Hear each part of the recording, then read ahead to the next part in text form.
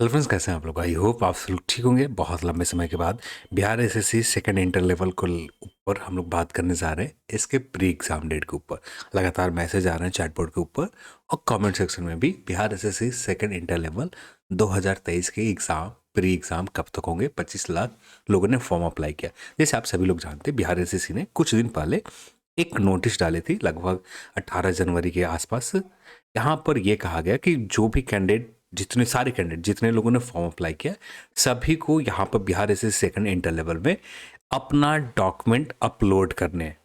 क्या वजह है एग्जैक्ट मुझे नहीं पता, किस वजह से ये सारे कैंडिडेट के डॉक्यूमेंट मांगे जा रहे हैं। ज़्यादातर एग्जामों में प्री एग्जाम तक कम से कम डॉक्यूमेंट नहीं मांगे जाते। यहाँ पर आयोग के पास एक और एग्जाम थे, मेंस एग्जाम।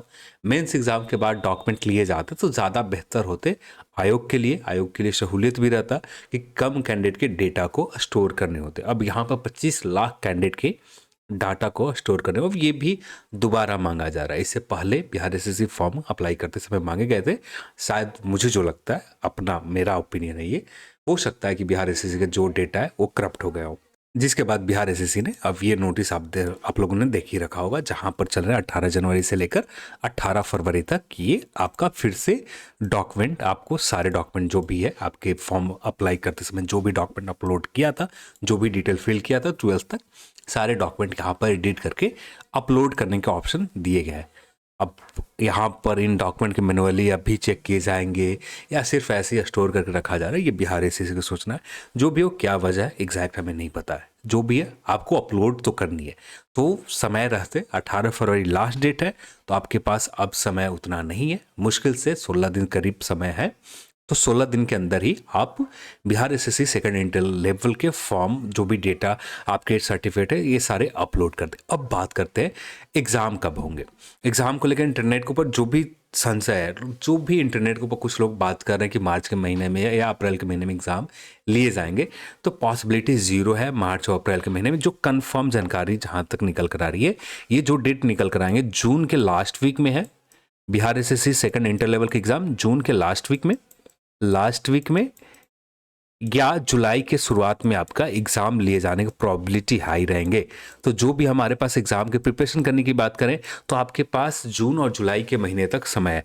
आप ज़्यादा से ज़्यादा मई के मान के चलो टारगेट, कि मई तक आपका जो सिलेबस है, बिहार एसएससी ने सेकंड इंटर लेवल को जो सिलेबस दे रखा है, उस सिलेबस को पूरी तरह से कंप्लीट कर लो। आप ज़्यादा आपको रेफर करनी नहीं है। जितनी हो सके लिमिटेड रिसोर्स रखना है। मेन फोकस हमें करना है रिवीजन के ऊपर।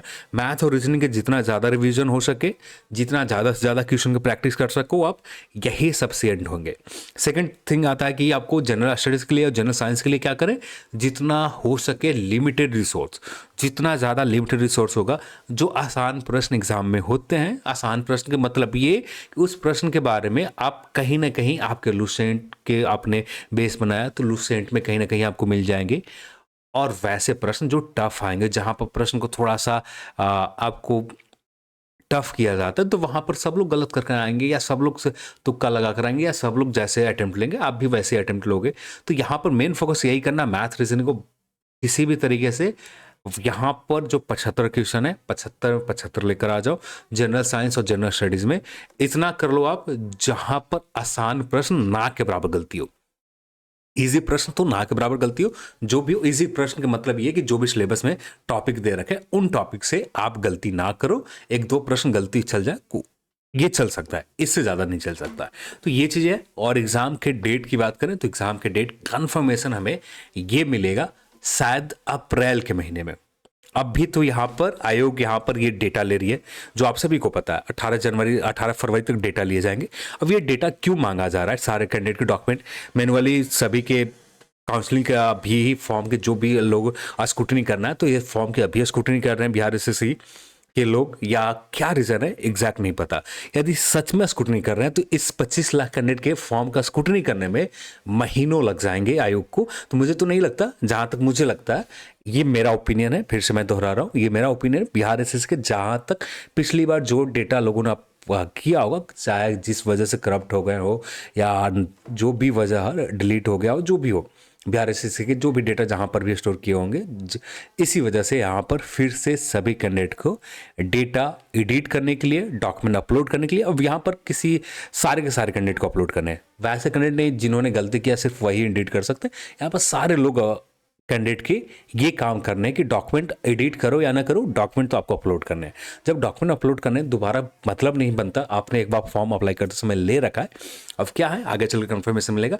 अब इसी काम में आयोग को लंबा समय लगने वाले, और बीच में आप सभी को पता है अप्रैल में एडमिनिस्ट्रेशन चुनाव की वजह से सारे के सारे जितनी भी डिस्ट्रिक्ट एडमिनिस्ट्रेशन है, सारे के सारे डिस्ट्रिक्ट एडमिनिस्ट्रेशन साथ में ऊपर से और भी बाहर से फोर्सेस, रिजर्व फोर्सेस को बुलाए जाते हैं। तो बहुत सारे यहाँ पर पूरी की पूरी जो काम में लगे होते हैं, चुनाव के काम में होते हैं, तो चुनाव की वजह से आपका एग्ज़ाम तो नहीं होने जा रहे। ऑनलाइन एग्ज़ाम होते तो आप श्योर रहते कि ऑनलाइन एग्ज़ाम ले लिए जाते, पर यहाँ पर एग्ज़ाम आपके ऑफलाइन है, तो ऑफलाइन में सारी चीज़ें ऑफलाइन देखी जाती है।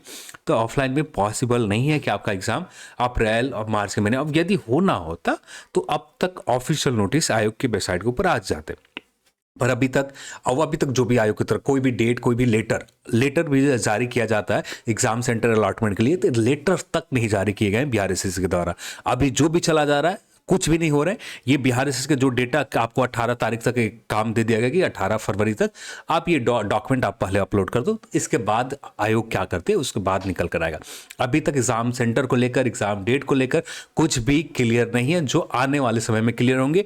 आप अप्रैल के महीने में उम्मीद कर सकते हो कि एग्जाम डेट आपको एक रफ आइडिया या ऑफिशियली पता चल जाए या अनऑफिशियली पता चल जाए, जो भी हो अप्रैल या मई के शुरुआती समय में कंफर्म पता चल जाएंगे कि आपके एग्जाम किस मंथ में लिया जा रहा है, जून के या जुलाई के शुरुआती सप्ताह में। जो भी आप प्रिपरेशन करना चाहो जून के लास्ट वीक मान के आप प्रिपरेशन कर सकते हो। ज़्यादा से ज़्यादा आप टारगेट बनाना चाहो मई को टारगेट बना लो, मई में आपको किसी भी हालत में पूरी सिलेबस कंप्लीट होनी चाहिए। तो ये थे सारी जानकारी बिहार एसएससी इंटर लेवल 2023 यानी सेकेंड इंटर लेवल को लेकर।